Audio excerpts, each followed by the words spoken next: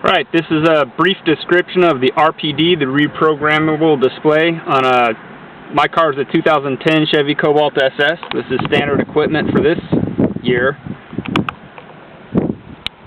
Basically, that's where it's located, right on the A-pillar, right in your line of sight. Very nice, very convenient. Simple to use. You basically have the knob right here. You can turn it clockwise or counterclockwise and it will show you different displays. The left side, again, if you want to change that, you push the button in and same thing, clockwise or counterclockwise, it will give you different displays. So we're just very quickly going to go through all of the different options. Let's see, where's the first one? First of all, you have your menu. You can change your gauge appearance, which is basically the colors. Push the button, that selects your gauge appearance. Once again, clockwise or counterclockwise, you can change the color.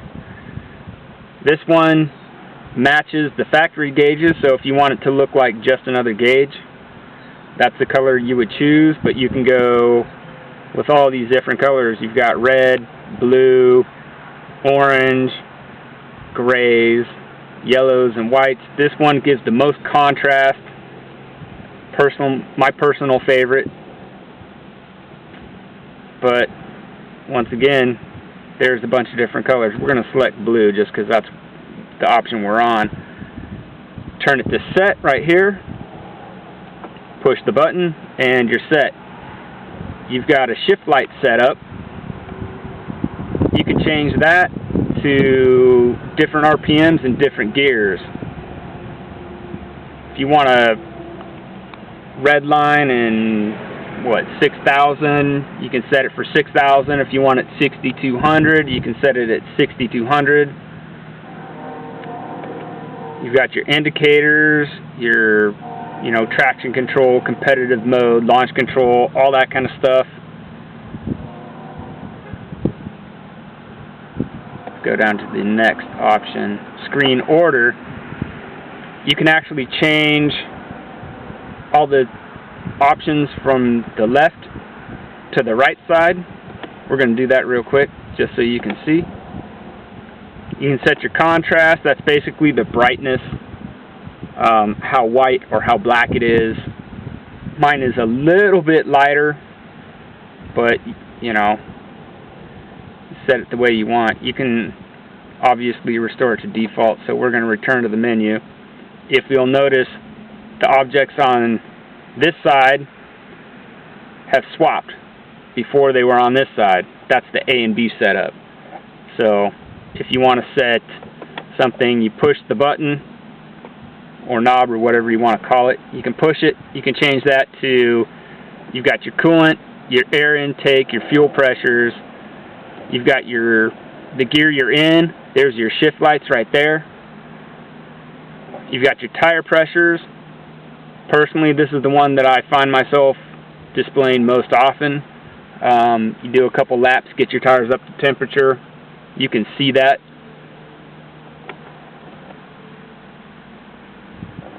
You've got, honestly, I think this is pretty much useless. You got your barometer, your outside temperature, your battery voltage.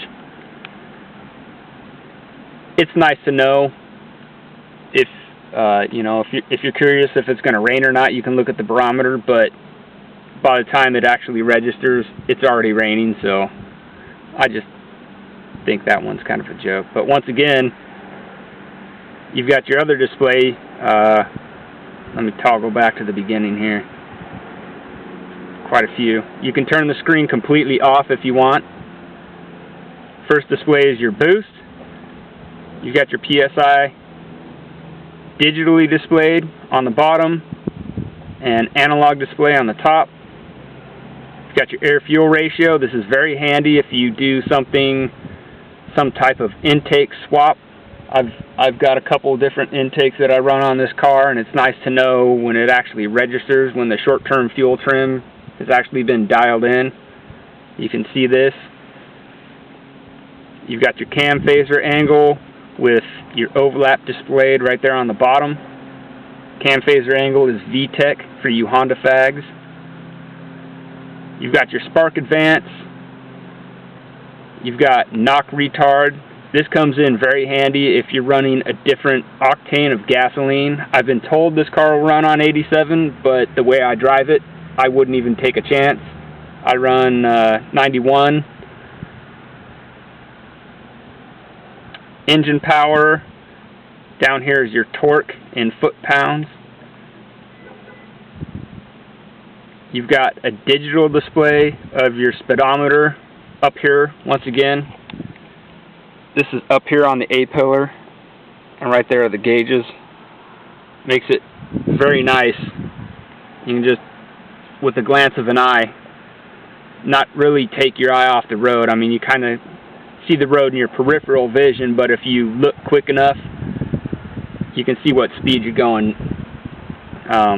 Up on the top is a G meter. It registers the G-forces. That is one of my personal favorite features of the vehicle. I've seen G's. Highest I've seen is 1.19 on maybe 2 or 3 occasions, but I've seen 1.17 lots of times out at some of the local racetracks. I don't know how accurate it is,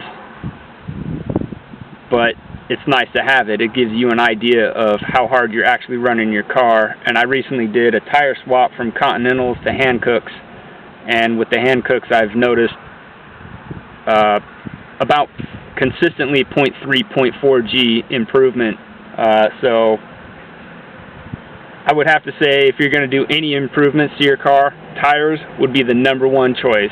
Do tires before you do suspension or intake or exhaust or any of that crap.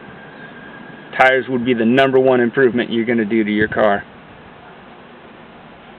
And then once again, back to the setup menu. So I'm going to change some stuff here just because I like things my way.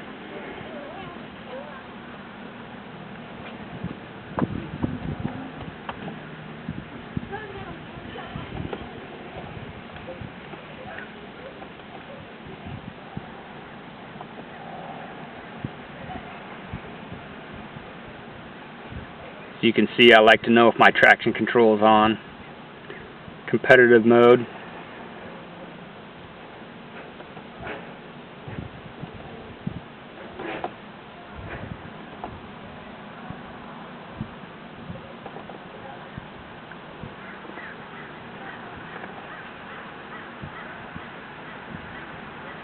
So, I'm going to put it to my personal favorites here. And that's basically what I would be looking at when I'm on track. Tell me how fast I'm going. Tell me how many G's. It will give you a peak. Whatever max G's is what's going to be displayed, and what you're pulling at the second is going to be displayed on this meter in green. Green bars will light up, let you know how hard you're going into that corner. Tire pressures. When you're on track, like I said, first couple laps, you absolutely want to know if your tires are up to pressure or up to temperature. Up to temperature, they're up to pressure, you're good to go. But once they are, you can push that button, change it to your shift lights. You got the gear you're in, and then whatever RPMs you're running. That way you have a quick reference. You don't have to look all the way down off track and look at your tack. You can set these to whatever you want. You can set the shift light to turn on at 3,000 RPMs if you want. It's fully adjustable. So that's basically that's the RPD.